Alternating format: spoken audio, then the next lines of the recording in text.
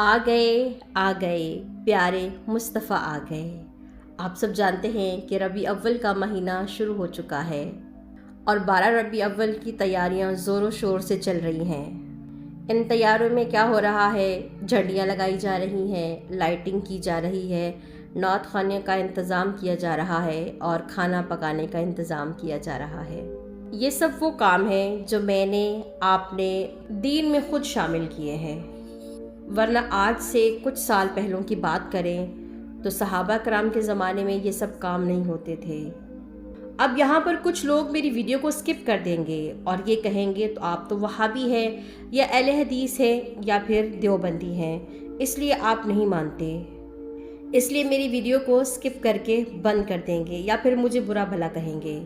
لیکن میں ان لوگوں سے ایک ہی سوال کرتی ہوں، آپ مجھے بتائیں کہ پیارے نبی حضرت محمد مصطفیٰ صلی اللہ علیہ وآلہ وسلم کو 63 سال کی زندگی ملی، 40 سال کی زندگی میں اللہ کے نبی پر وحی اتری، 23 سالہ زندگی میں کبھی کوئی ایسی حدیث یا قرآن کی کوئی ایسی آیت آئی ہو جس میں یہ کہا گیا ہو کہ نبی کے دن منائے، نبی جس دن دنیا میں آئے تھے اس دن کی خوشی منائیں، چراغاں کریں، مٹھائیاں بانٹیں، گھروں کو روشن کریں، گلیوں کو روشن کریں، یا صحابہ کرام میں سے کسی نے کیا ہو۔ صحابہ کرام کی بات کی جائے تو اللہ کے نبی پر ایک سے ایک بڑھ کر صحابہ کرام ایسے تھے جو اپنا جان، مال، اولاد سب کچھ نچھاور کر دیتے تھے۔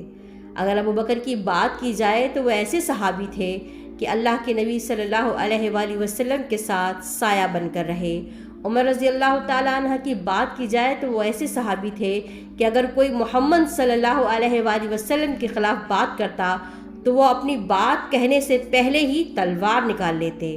اور عثمان غنی رضی اللہ تعالیٰ عنہ ایسے صحابی تھے جنہوں نے اپنا پورا مال پیارے نبی صلی اللہ علیہ وآلہ وسلم کے قدموں میں نچھاور کر دیا۔ اور حضرت علی المرتضیٰ رضی اللہ تعالیٰ عنہ کی تو شان ہی الگ ہے، جنہوں نے اپنے بچپن میں ہی پیارے نبی صلی اللہ علیہ وآلہ وسلم کی اطاعت کی، اللہ کی اطاعت کی۔ تو آپ اگر ان کی ہسٹریاں، ان کی بکس، احادیث اگر نکال کے دیکھ لیں تو کہیں بھی نہیں لکھا کہ انہوں نے اس دن چراغاں کیا، مٹھائیاں بانٹی یا اپنی گلیوں کو سجایا۔ اللہ کے نبی نے فرمایا ہے کہ دین میں اپنی طرف سے بڑھاوا مت کرو۔ دین میں اگر اپنی طرف سے کچھ بھی آپ بڑھاوا کرتے ہو تو یہ بدعت ہے، اور بدعت کیا ہے؟ وہ گمراہی ہے۔ اگر گمراہی کی بات کی جائے تو یہاں بات میری آپ ذرا غور سے سنیے گا۔ آج سے تقریباً 10 سے 15 سال پیچھے چلے جائیں تو اس وقت میں کیا ہوتا تھا؟ گھروں کو سجایا جاتا تھا، چراغاں کیا جاتا تھا، عورتیں گھر میں آتی تھیں اور گھر میں آ کر نعت خوانی کرتی تھیں۔ نہ کوئی مائک کا سسٹم تھا اور نہ ہی کچھ اور۔ وہ عورتیں اپنے آپ کو چادر میں لپیٹ کر، چادروں میں، برقعوں میں لپیٹ کر گھروں میں آتی تھیں۔ آج کی عورت، 2025 کی عورت کیسی ہے؟ اتنی خوشبو لگاتی ہے کہ ایک گلی سے گزر دوسری گلی تک اس کی خوشبو آتی ہے، اور لباس ایسا ہوتا ہے کہ پورا اس میں جسم جھلک رہا ہوتا ہے، اور اس کے بعد میوزک کے ساتھ نعتیں پڑھی جاتی ہیں۔ نعتیں بھی ایسا لگتا ہے کہ جیسے کوئی یہ سانگ ہے یا پھر گانا گایا جا رہا ہے۔ اس کے علاوہ مٹھائیوں کی جگہ اب کیا آ گیا؟ کیک۔ 4-5 سالوں سے کیک آ رہے ہیں جس پر اللہ کے نبی صلی اللہ علیہ وآلہ وسلم کا روضہ مبارک، خانہ کعبہ کا نقشہ مبارک بنا کر اس کو کاٹا جا رہا ہے، اور گھر میں جو جھنڈیاں لگائی جا رہی ہیں اس پر اللہ کے نبی کی آمد لکھی ہے، مرحبا یا مصطفیٰ۔ وہی جھنڈیاں جب میلاد ختم ہو جاتا ہے گلی کے کچرے میں، کوڑے میں پڑی ہوئی ہوتی ہیں۔ پیاری بہنوں اور پیارے بھائیوں، ذرا ہوش کے ناخن لیں، یہ ایک بدعت ہے اور یہ بدعت گمراہی ہے، اور دن بدن یہ گمراہی بڑھتی ہی جائے گی۔ خود قرآن کو کھولیں، قرآن کو سمجھیں، احادیث کو کھولیں، حدیث کو سمجھیں، ان کو بغور پڑھیں اور اپنی اولاد کی اصلاح کریں۔ پرانے وقتوں اور پرانے زمانوں کی طرح اور پرانی قوموں کی طرح یہ مت کہیں یہ ہمارے باپ دادا کرتے تھے، یہ ہمارے دادا کرتے تھے، پردادا کرتے تھے، یہ ہمارا خاندانی کام ہے، یہ بزرگ کرتے تھے۔ جو بزرگ کام کرتے تھے کیا آپ جانتے ہیں کہ وہ 100% صحیح ہے؟ اگر ہم بات کریں پچھلی قوموں کی تو آپ سے میں قوم عاد، قوم سمود، قوم لوط اور بہت ساری قوموں کے واقعات بیان کر چکی ہوں۔ جو قرآن اور حدیث کی روشنی میں نے آپ کے سامنے بیان کیے ہیں۔ آپ میرے چینل میں جا کر دیکھیں تو آپ کو قوم عاد، قوم سمود، قوم لوط اور بہت ساری قوموں کے واقعات ملیں گے۔ ان قوموں کا یہی کہنا تھا، جب نبی ان کے پاس میں آئے تو کہتے کہ ہم کیسے چھوڑ دیں اپنے یہ بتوں کو، یہ ہمارے بت تو ہمارے جدی پشتی میں ملے ہیں، ہمارے باپ دادا نے یہ کام کیا تھا تو ہم بھی یہی کام کریں گے۔ تو ان کا آخرکار انجام بہت برا ہوا، جو قرآن اور حدیث کی روشنی میں آج بھی ہمارے پاس موجود ہے۔ میں یہ نہیں کہتی کہ آپ اہل حدیثوں کی بات سنیں، آپ حنفیوں کی بات سنیں، آپ بریلیوں کی بات سنیں، کسی کی بھی مت سنیں۔ یہ دنیاوی فرقے ہیں، دین کا کوئی فرقہ نہیں ہے۔ دین میں کیا ہے؟ بس ایک اللہ واحد لا شریک کی عبادت کرو، اس کے ساتھ کسی کو بھی شریک مت کرو، اور نبی صلی اللہ علیہ وآلہ وسلم کی اطاعت کرو۔ ہمارے نبی صلی اللہ علیہ وآلہ وسلم کی پوری زندگی ہمارے لیے ایک نمونہ ہے۔ ہمارے نبی نے بچپن سے بڑھاپے تک زندگی کیسے گزارنی ہے ہمیں بتایا۔ آپ خود سیرت النبی صلی اللہ علیہ وآلہ وسلم کی بکس خریدیں، اس کو پڑھیں، جو قرآن اور حدیث سے ثابت ہوں۔ آپ کو کوئی آیت، کوئی حدیث ایسی نہیں ملے گی جس میں ہمارے نبی نے فرمایا ہو کہ میرے نام کی دیگیں بناؤ، میرے نام کی خیرات کرو، یا علی کے نام کی خیرات کرو۔ ہر جگہ اللہ کے نبی نے یہی فرمایا کہ اللہ کی ذات کے نام پر دیا کرو، اللہ کے نام پر دیا کرو، اللہ کے نام پر خیرات کیا کرو، اللہ کے نام پر اپنی اولاد، مال، جان سب کچھ قربان کیا کرو۔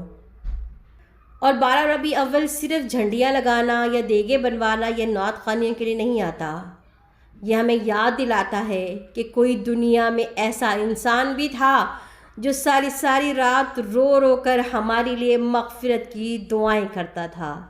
کوئی ایسا بھی تھا جس کو اپنی فکر نہ تھی، اپنی بیویوں کی فکر نہ تھی، اپنی اولاد کی فکر نہ تھی، اپنے دوست احبابوں کی فکر نہ تھی، صرف آنے والے مسلمانوں کی فکر تھی۔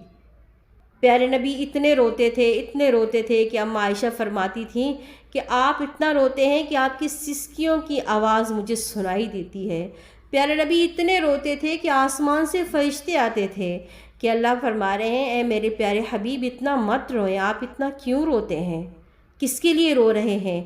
حسن حسین کے لیے نہیں رو رہے، ابو بکر عثمان علی کے لیے نہیں رو رہے، عائشہ فاطمہ رقیہ کے لیے نہیں رو رہے، بلکہ کس کے لیے رو رہے؟ اپنی امت کے لیے رو رہے ہیں۔ اے اللہ تو میری امت کو بخش دینا، میری امت کو معاف کر دینا۔ اور آج میں نے اور آپ نے اپنے پیارے نبی کے دین کو چھوڑ دیا ہے۔ پیارے نبی نے فرمایا کہ جو مرد اپنی شلوار ٹخنوں سے نیچے رکھے گا وہ جہنم میں جائے گا۔ آج دیکھیں مردوں کی شلواریں کہاں تک پہنچ گئی ہیں، مردوں کی شلواریں ایڑیوں کے نیچے تک آ گئی ہیں، عورتوں کی شلواریں پنڈلیوں تک پہنچ گئی ہیں۔ یہ ربیع اول منایا جا رہا ہے۔ اگر حقوق کی بات کی جائے تو شوہر اپنی بیوی کا حقوق ادا نہیں کرتا، بیوی اپنے شوہر کے حقوق ادا نہیں کرتی، پڑوسیوں کا حقوق ادا نہیں کرتے۔ ہمارے اپنے معاملات اتنے خراب ہو چکے ہیں کہ مہنگائی ایک عذاب بن کے مسلمانوں پر ٹوٹ پڑی ہے۔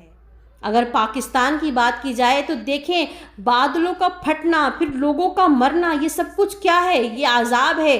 آج دریائے راوی میں اتنا شدید پانی آ رہا ہے جس کی وجہ سے نہ جانے کتنا نقصان ہوگا۔ یہ کیا ہے؟ یہ عذاب ہے۔ کراچی میں اتنی موسلا دھار بارشیں ہیں کہ لوگوں کا جینا محال ہو گیا۔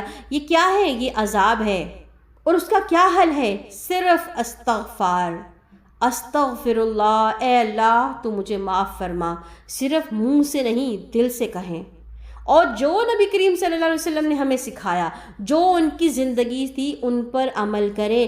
عاشق رسول صرف ربیع اول کے مہینے میں اجاگر نہیں ہوتے، عاشق رسول پوری زندگی نبی صلی اللہ علیہ وسلم کی زندگی پر عمل کر کے عاشق رسول بنتے ہیں۔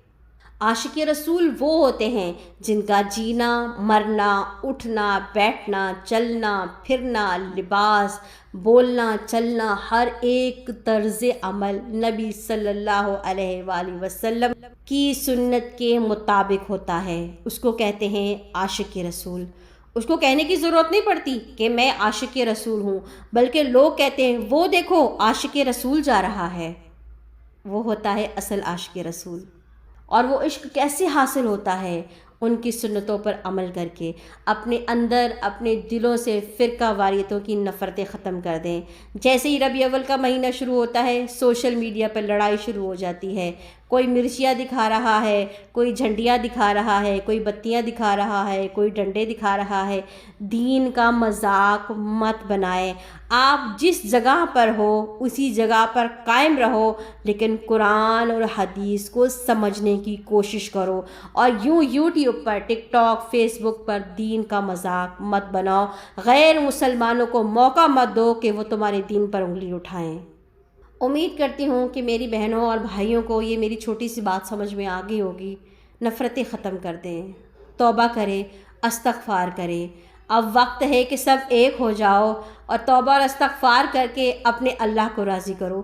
چھوڑ دو سب کو، ایک دوسرے کو چھوڑ دو، جو جس جگہ پر ہے اسے چھوڑ دو، بس ہدایت کی دعا کرو۔ اللہ ہم سب کو ہدایت عطا فرمائے۔